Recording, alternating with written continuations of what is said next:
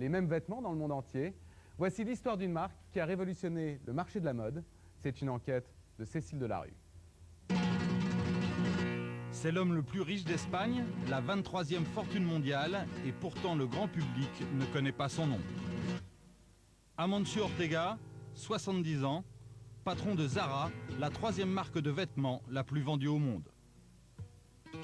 Ces images sont parmi les rares qui existent de ce chef d'entreprise pas comme les autres. Car Amancio Ortega, c'est l'histoire d'un secret. En 50 ans de carrière, l'homme, au look de patriarche, débonnaire et sévère à la fois, a toujours fui les journalistes et les photographes.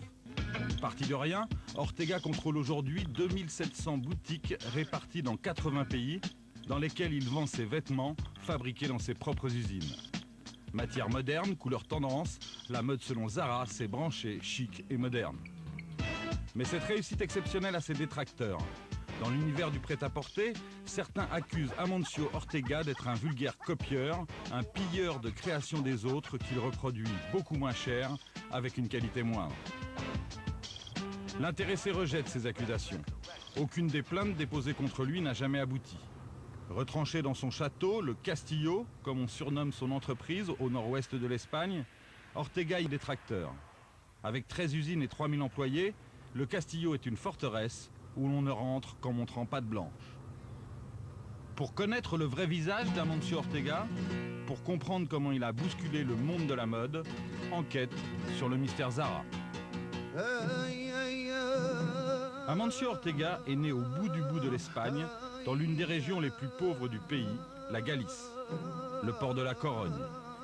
Loin de Madrid ou de Malaga, c'est l'Espagne où il pleut et où il ne fait pas vraiment bon vivre. En 1950, Amancio Ortega n'a que 13 ans. Mais la pauvreté de sa famille l'oblige à chercher du travail. Il devient garçon coursier dans cette boutique, les chemises Gala, au centre de la Corogne. Le petit Amancio doit livrer des paquets, vendre des bérets et surtout faire son travail en silence. En ce début des années 50, l'Espagne est assommée par le franquisme et la chemiserie Gala est à l'image du pays. Sobre, presque terne, poli et discipliné. Laborieux et discret, le jeune Amancio se fond dans le décor.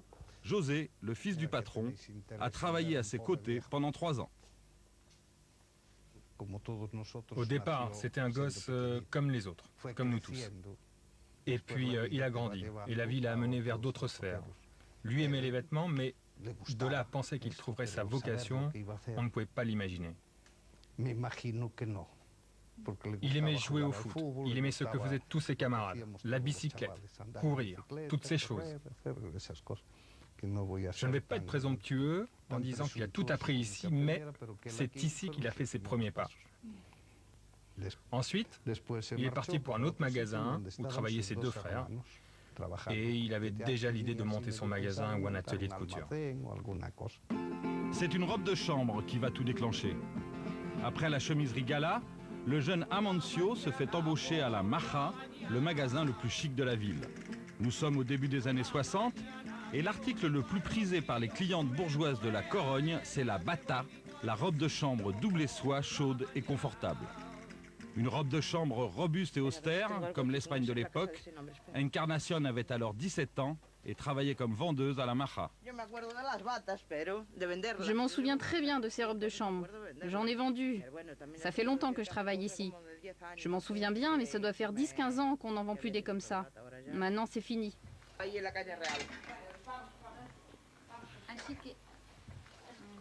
Attendez, il faut que je mette bien l'autre manche.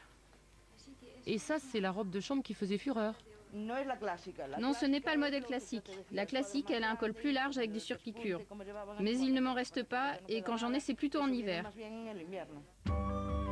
La première chose qu'Amancio va découvrir au magasin La Maja, c'est l'amour.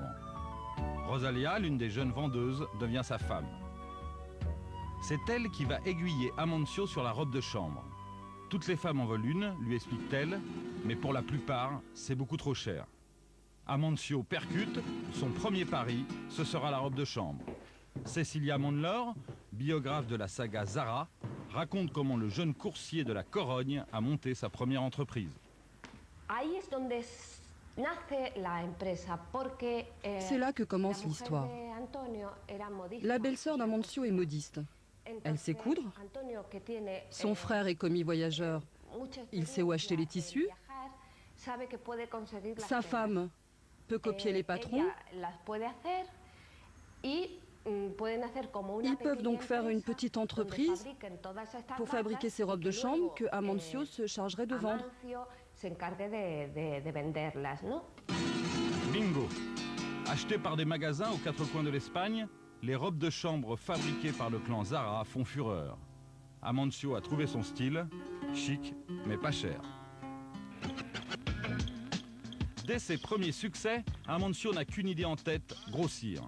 Il transforme l'atelier familial en une petite usine de 50 employés. Mais surtout, ce jeune patron autodidacte réalise que les marges les plus juteuses se font dans les magasins. En 1974, il va donc ouvrir sa propre boutique au centre-ville à La Corogne. Ambiance commando, tout le monde sur le pont, Maria Bicos était l'une des ouvrières vendeuses de l'époque. Les vendeuses déchargeaient elles-mêmes les camions. On mettait les alarmes, on comptait la marchandise, on vendait, on faisait tout. Mais c'est un bon souvenir. Je me souviens que des touristes japonais nous avaient pris en photo car ils n'avaient jamais vu des femmes décharger un camion. On faisait tout. Côté création, Amancio Ortega applique la même recette que pour la robe de chambre. Il regarde ce qui est à la mode, s'en inspire et le fabrique moins cher. La qualité est moins bonne, certes, mais ça marche.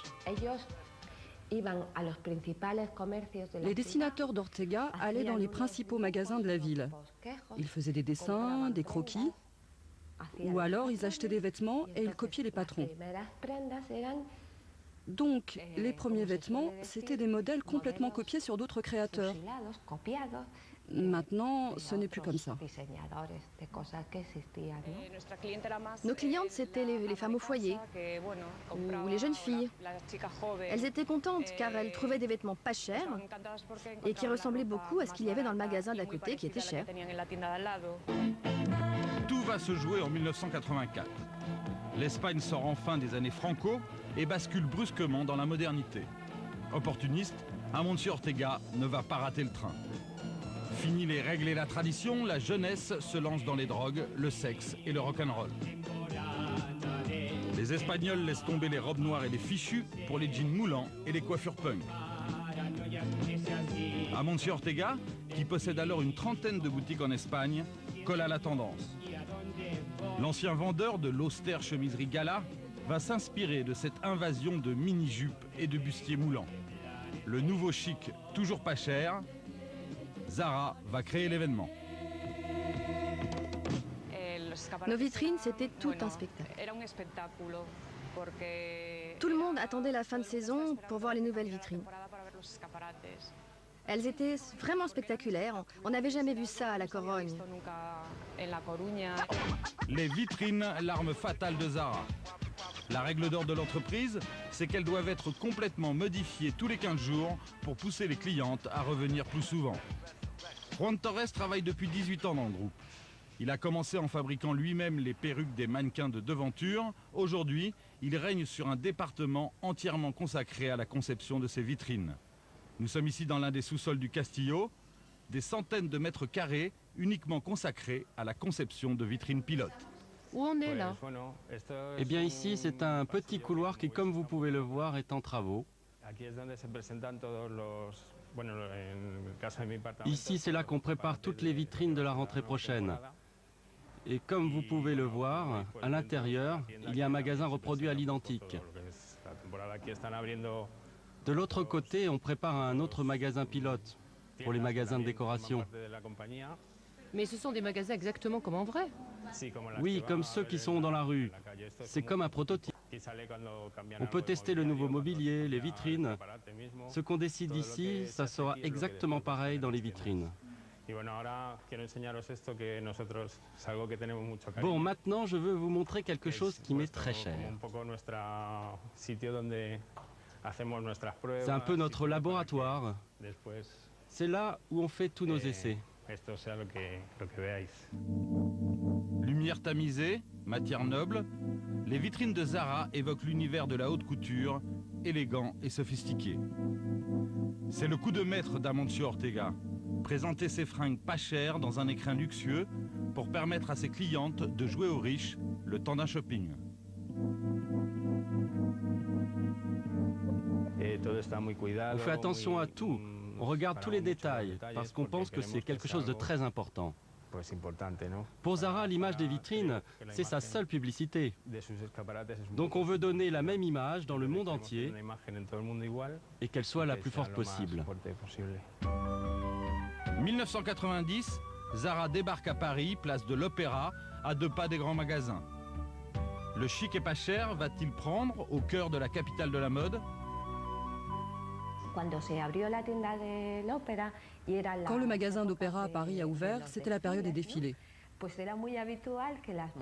Et il était très habituel que les mannequins, après les défilés, fassent un tour chez Zara et elles en ressortaient avec des sacs gigantesques remplis de vêtements.